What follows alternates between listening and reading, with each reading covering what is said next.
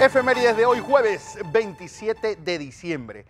Bueno, empecemos con uno de los viajes más importantes de la historia científica mundial, porque un día como hoy de 1831, Charles Darwin, este hombre, parte en su barco, el Beagle, para comprobar la teoría de la evolución en las Islas Galápagos.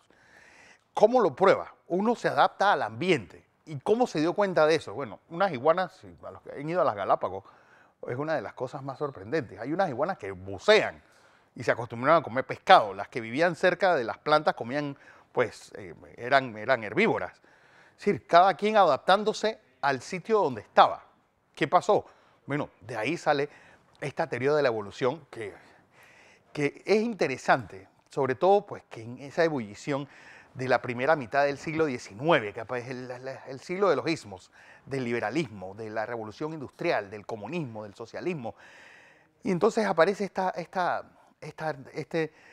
evolución científica, esta teoría científica, bueno, que la Iglesia, todas las corrientes religiosas se echaron las manos a la cabeza. ¿Cómo tú vas a decir que venimos del mono? Bueno, decían, bueno, será el papá de Darwin, porque mi papá viene de Adán y Eva. Le decían entre críticas. Lo cierto es que tal vez en un antes y un después de todo el conocimiento científico humano, sobre todo antropológico, pues aparece en esa obra maravillosa, la teoría de la evolución de Charles Darwin.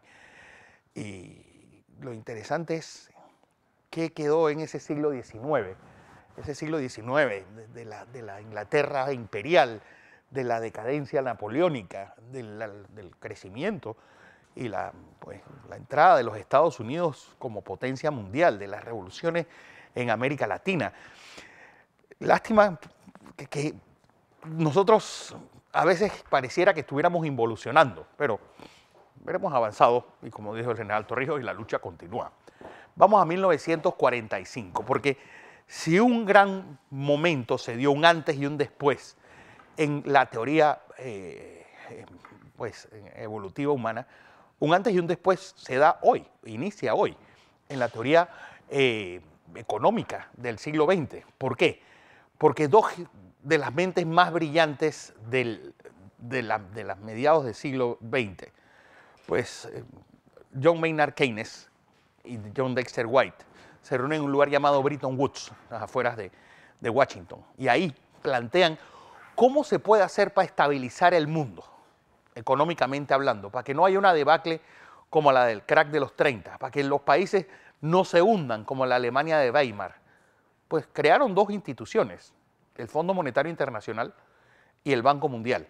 El Banco Mundial que serviría para que los países se desarrollasen, pues tomando el ejemplo de lo que posteriormente se llamó el Plan Marshall, y el Fondo Monetario Internacional, que solamente servía para estabilizar macroeconómicamente los números de los países.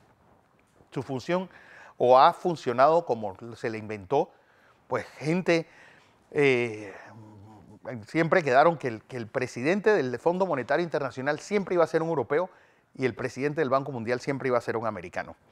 Y así se han ido pues turnando las potencias en esas pues derechos especiales de giro, que es como se llama la moneda que supuestamente utiliza el Fondo Monetario Internacional, que es una especie de cesta de diferentes monedas del mundo.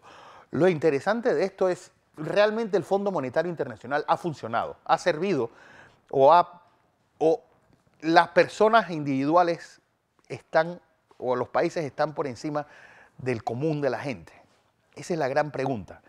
¿Vale la pena más los números macroeconómicos que el hombre común viviendo, sufriendo y padeciendo pues estas medidas de austeridad y esas medidas de coacción que están haciendo estos organismos internacionales?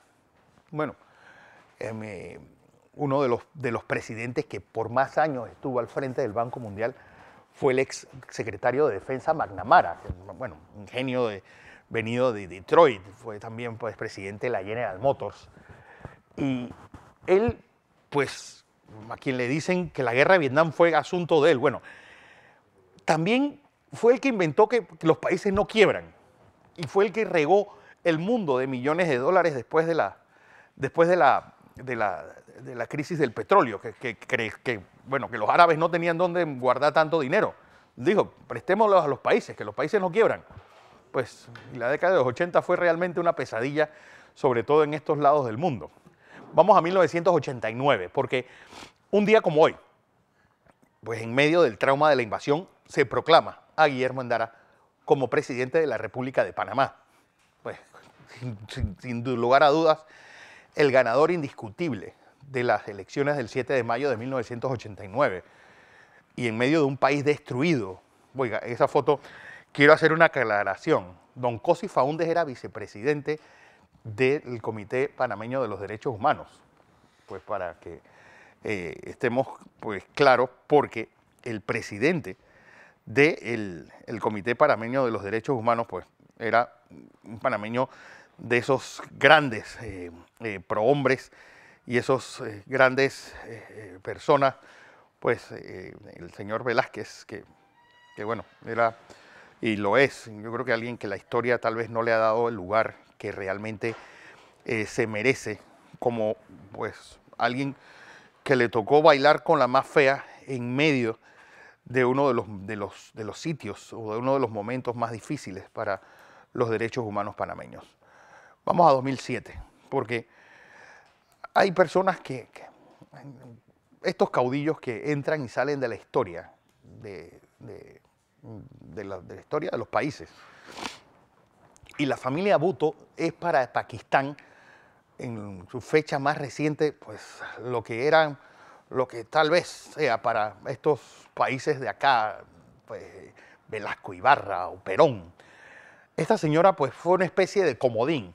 Su padre fue ahorcado y queda ella, graduada en Harvard, por cierto, que no es cualquier persona. Esta es una de esas personas que las educan para manejar países. Su padre la envió a Harvard a estudiar y allá vino pues con una mentalidad occidental. Primera mujer presidenta de Pakistán y hasta donde tengo entendido la única que ha sido presidenta, pues un día como hoy fue asesinada en medio de esa violencia de ese país, pues nacido después de la independencia de la India y que a su vez pues es caldo de cultivo de todos, de islamistas radicales, de laicos pues a favor de estados pues, donde la religión queda aparte. Bueno, esta es una de las víctimas de aquel fanatismo y de aquella pues